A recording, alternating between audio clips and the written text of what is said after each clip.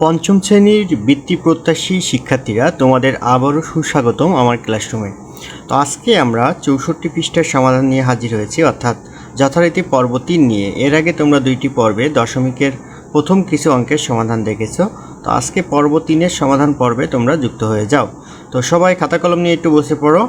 তো 64 পৃষ্ঠায় প্রথমে যেটা বলছে যে 1/10 বা 1/10 সমান কী বলো তো? 1/10 সমান হচ্ছে 1 দশমাংশ। এখন এইটার বেসিক বোঝার জন্য আমি এখানে একটু বেসিক বোঝানোর জন্য এটা করছি। তো দেখো, এইটা যদি থাকে যে 1.235, এখানে বেসিকটা কি?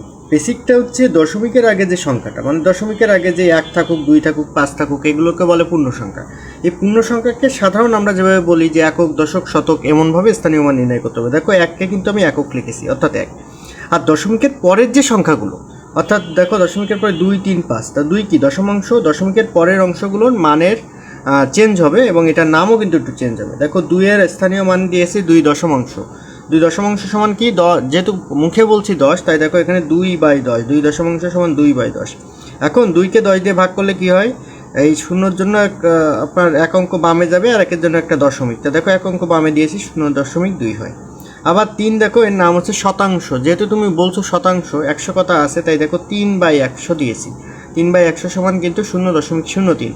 একই রকমভাবে 5-এর স্থানীয় মান হবে সহস্রাংশ, মানে 5/1000। সহস্র মানে কিন্তু 1000। অনেক আগের বইগুলোতে কিন্তু হাজার না লিখে সহস্র লেখা ছিল। তো এর যেহেতু 1, 2, 3, 3টা শূন্য, তাই 3 অঙ্ক বামে, 1, 2, 3 অঙ্ক বামে কিন্তু দশমিক চিহ্ন বসানো হয়েছে। আশা করি তোমরা এই বেসিকটা কিন্তু বুঝতে পারছো। এইটা কিন্তু দশমিকের স্থানীয় মানের একদম বেসিক জিনিস কিন্তু এটা। তো এখন এখানে আসি, তাহলে 1/10 মানে কি বলো তো? 1/10 মানে আমরা এখানে শিখে ফেলছি 1/10 মানে কি? 1 দশমাংশ।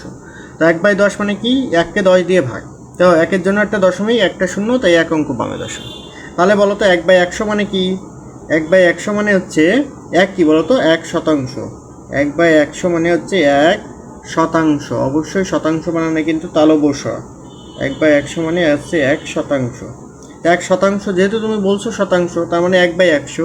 তো 1কে আমরা আগে একটু বসাই দিই ডানে, যেহেতু 2টা শূন্য আছে তাই 2 অঙ্ক বামে। তো 1 অঙ্ক তো অলরেডি আছে, আর এক অঙ্ক এই শূন্য দিয়ে বজায় নিলাম। দেন দশমিকের সৌন্দর্য বৃদ্ধির জন্য একটা শূন্য দেওয়া উচিত।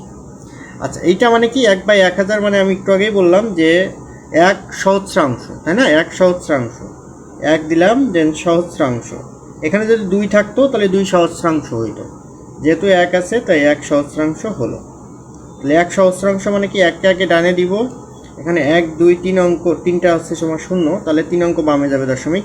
এইটা একটা অঙ্ক আছে, আর 2টা অঙ্ক আমি একটু লিখে দিই। এই যে 0 দিয়ে আমরা 2টা অঙ্কের কলম পড়ালাম, দেন এখানে 0 দিলাম। তো এটাই হয়ে গেল আমাদের এই যে প্রথম অংশের যে সমাধান সেটা। তো চলো এখন এই যে পরে যে অঙ্কটা দিয়েছে মিতুর বাবা বাজার থেকে, এইটার সমাধান আমরা একটু করে দিই।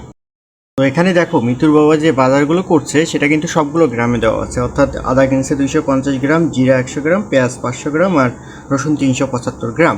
তো প্রশ্নে বলছে তিনি বাজার থেকে কত কেজি বাজার করলেন, অর্থাৎ এইটা গ্রামে আছে, আমাকে কেজিতে নিয়ে যেতে হবে। তো প্রথম কাজ কি? প্রথম কাজ হচ্ছে গ্রামগুলোকে আগে যোগ করে দেওয়া। তো আমি গ্রামগুলোকে যোগ করি। এখানে বসে হচ্ছে তোমার 5, আর এখানে 7, 5, 12, 2, হাতে 1, 3, 4, 5, 9, 10, 12, মানে 1225 গ্রাম। এটা হচ্ছে তার মোট বাজার করার পরিমাণ।